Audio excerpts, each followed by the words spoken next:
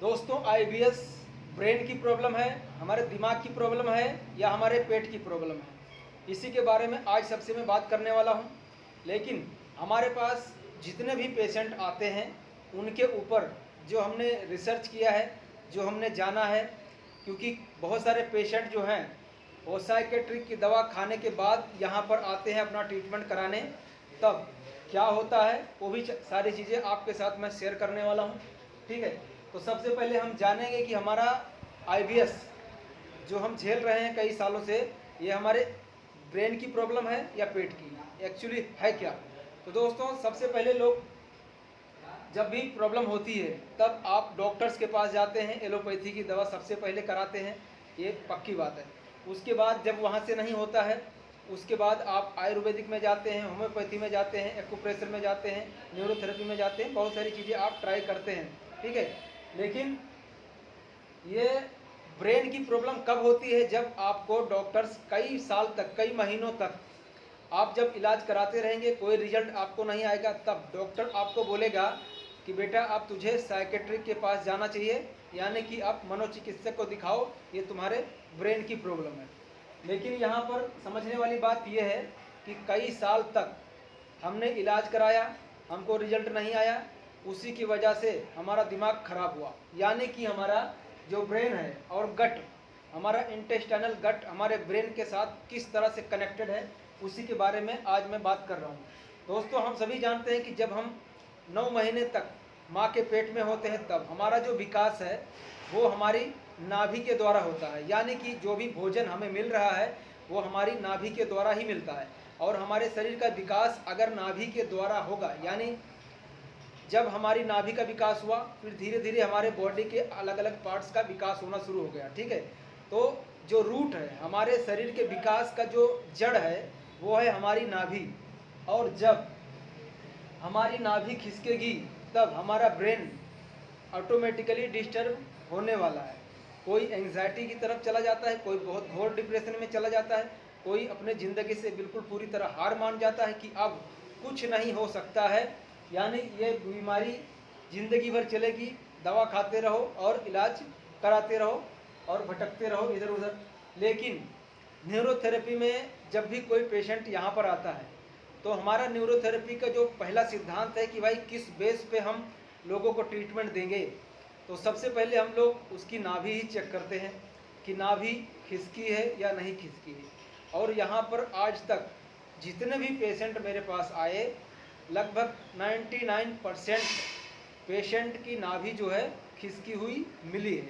यानी कि हमें जितनी भी प्रॉब्लम्स हो रही है आईबीएस की, वो हमारी नाभि खिसकने की वजह से ही हो रही है। ठीक है, अब किसी की ज़्यादा क्रोनिक हो गई, किसी को भी नया है, क्रोनिक होगा धीरे धीरे आपको पेट में नले पड़ते चले जाते हैं, हमारे नाभि के नीचे पूरा टाइट हो जाएगा, पत्थर जैसा हो जाएगा। अब देखिए नाभि अगर खिसकती है तो यहाँ के जो भी नर्व्स हैं, नसें जो हैं, जो नाड़ियाँ हैं, वो हमारे ब्रेन तक आती हैं, पूरे पंजे तक, अंगुलियों तक जाती हैं पैर के। यानी कि पूरे शरीर में जो नर्वस सिस्टम हमारा फैला हुआ है हमारे नाभि के द्वारा ही फैला हुआ है। और अगर नाभि ही खिसक गई तो समझ लीजिए कि हमारे शरीर का जो सेंटर है वो खिसक जाता है। ठीक है, और नाभि खिसकने की वजह से इतनी सारी दिक्कतें हमें हो रही हैं। ठीक है, तो होता क्या है कि हमें सही ट्रीटमेंट नहीं मिलता है।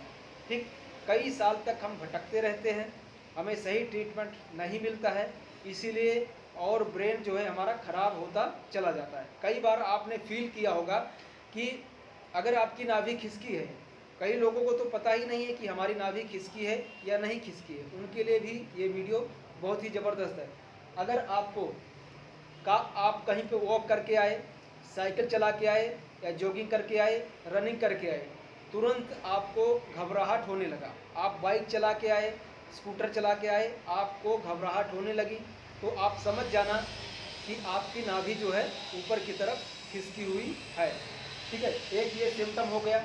दूसरा, नाभि को कैसे चेक करते हैं उसका भी लिंक मैं डिस्क्रिप्शन में डाल दे रहा हूँ, वहाँ से आप चेक कर सकते हैं कि नाभि कैसे चेक कर सकते हैं। दूसरा, उसको कैसे सेट करना है उसके बारे में भी मैं बताता हूँ। लेकिन रही बात सेट करने का, तो कई सालों तक अगर आपको पेट की दिक्कत है, नाभि खिसकी है, नले पड़े हैं, कॉन्स्टिपेशन है या लूज मोशन है, इसमें होता क्या है कि आपके आंतों में बहुत ज़्यादा इन्फ्लामेशन हो जाता है। अब ज़्यादा इन्फ्लामेशन होने के कारण क्या है कि नाभि हमारी अपनी जगह पर एक बार में नहीं आती, ठीक। यानी अगर आपको लग भी रहा है, किसी ने बता भी दिया कि नाभि आपकी खिसकी है, तब आप किसी दादी के पास या दाई के पास जाएंगे, उनको आता है नाभि सेट करना, तो वहाँ पे खींच के लाएंगे, करेंगे, लेकिन सुबह आपकी नाभि सेट करेंगे और शाम को दोबारा हट जाएगी। इस तरह की कहानी जो है आईबीएस पेशेंट के साथ होती रहती है। लेकिन न्यूरोथेरेपी में जैसे जैसे हम लोग आंतों की सूजन को ठीक करते हैं, आपके कोलोन को ठीक करते हैं, छोटी आंत को ठीक करते हैं, वैसे जैसे आपका इन्फ्लामेशन ठीक हुआ, आपकी नाभि अपनी जगह पर सेट होना शुरू हो जाती है, ठीक है। लेकिन हमने ट्रीटमेंट दे दिया, आपका खाना पचने लगा, पेट भी साफ होने लगा, उसके बावजूद आपको कम से कम साल भर 6 महीने आपको अपने नाभि का ध्यान रखना है। यानी कि कोई ऐसा काम नहीं करना है जिससे दोबारा खिसक जाए, आपको रनिंग नहीं करना है, दौड़ना नहीं है, कहीं कूदना नहीं है, क्रिकेट नहीं खेलना है। ये सारी चीज़ें आपको ध्यान रखनी पड़ेगी। और धीरे धीरे जैसे आपका वेट गेन होगा, आते आपकी पूरे नॉर्मल जो स्वस्थ हो जाएंगी, नॉर्मल फॉर्म में आएंगी, तो आपका जो आईबीएस है आपको लगेगा कि अब बिल्कुल पूरी तरह से ख़त्म है। लेकिन यही है कि साल भर 6 महीने तक आपको ध्यान रखना है। आप घर में काम कर रहे हैं तो भी, या ऑफिस में काम कर रहे हैं, या आप साइकिल चला रहे हैं, या आप बाइक चला रहे हैं, तो आपको सब चीज़ों का ध्यान रखना है कि भाई बाइक चलाना है तो आपको कुछ ना कुछ नाश्ता करके या खा पी के उसके बाद ही चलाना है। खाली पेट आपको ज़्यादा तेज़ वॉक नहीं करना है, दौड़ना नहीं है, जॉगिंग नहीं करना, रनिंग नहीं करना, क्रिकेट नहीं खेलना। इसमें आईबीएस में क्रिकेट खेलना बिल्कुल भी अलाउड नहीं है अगर आपकी नाभि खिसकी है तो, ठीक। हाँ, मैंने जैसे आपको बताया कि 99% लोगों की नाभि खिसकी रहती है, तो 1% लोग ऐसे हैं जिनको खान पान की वजह से, गलत लाइफ स्टाइल की वजह से, बाहर रहे हैं कई सालों से, हॉस्टल में खाना खाया है या मेस में खाना खाया है, जिनको रोज़ तला भुना दे रहे हैं, कोई चिकन मटन खिला रहे हैं, ऐसे में अगर उनको कोलाइटिस हो गया है, कोलोन में सूजन ज़्यादा है, छोटी आंत में इन्फेक्शन है, या किसी को टाइफाइड हुआ रहता है, अगर टाइफाइड हो गया तो वो हमारी छोटी आंत में इन्फेक्शन करता है, ठीक है।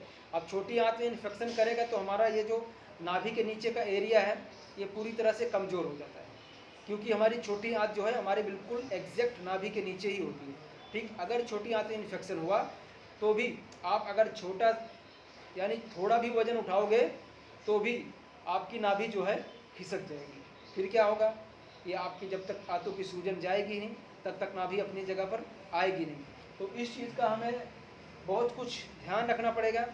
ज़्यादातर लोगों को पता नहीं होता कि नाभि खिसकने की वजह से आईबीएस हुआ है, इसीलिए लोग भटकते रहते हैं, बहुत सारी जगह दवाई करते हैं, इलाज करवाते हैं, थक जाते हैं। उसके बाद अगर यहाँ पहुँचते हैं तो हमारी कोशिश यही रहती है कि इनके आंतों की सूजन, इन्फ्लेमेशन को जल्दी ठीक किया जाए और नाभि को ठीक किया जाए। कोलोन में कई सालों से प्रॉब्लम है तो आपका ब्लड भी एसिडिक हो जाएगा, क्योंकि आपको खाया पिया कुछ लग नहीं रहा है, और जो भी हम खा रहे हैं, अगर हम रोटी सब्जी दाल चावल भी खाएंगे तो भी उसकी वजह से हमारे ब्लड की एसिड बढ़ती है, क्योंकि रोटी दाल चावल ये तीनों एसिडिक भोजन में आता है। यानी कि ये तीनों अगर खाएंगे तो आपके ब्लड की एसिड बढ़ेगी और एल्कलाइन आपका कम होगा।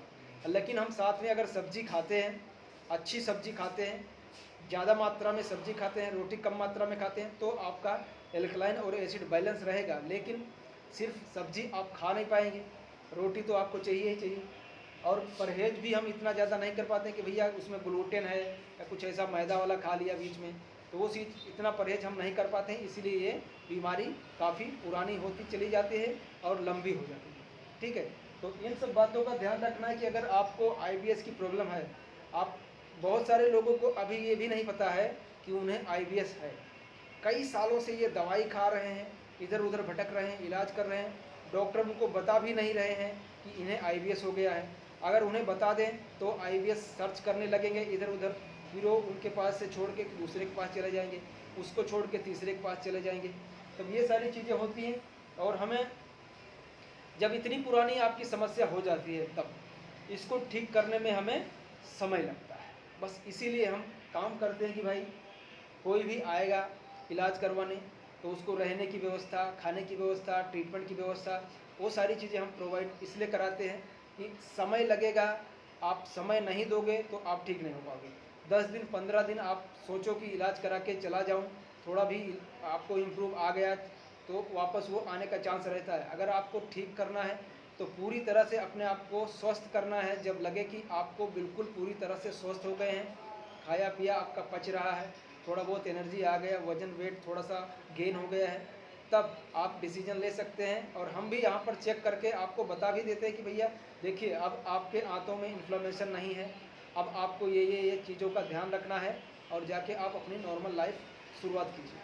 ठीक है, तो ये सारी चीज़ें होती हैं। मैं आपको दोबारा बोल रहा हूँ कि IBS की प्रॉब्लम ये हमारे नाभि के खिसकने की प्रॉब्लम है, ना कि दिमाग की प्रॉब्लम है। ठीक है, तो साइकेट्रिक के पास भी अगर आप कई साल से भटक रहे हैं, जा रहे हैं, कई महीनों से दवा खा रहे हैं, बहुत सारे लोग कमेंट करके भी बोलते हैं कि मैंने साइकेट्रिक की दवा खा ली, इतने साल खा लिया, फिर भी कुछ नहीं हुआ, जब दवा छोड़ दिया दोबारा ऐसा हो गया। तो जब तक देखिए हम अपने रूट ऑफ कॉज पे काम नहीं करेंगे, समझ गए, तब तक आपकी समस्या का समाधान होने वाला नहीं है। ठीक है दोस्तों, धन्यवाद।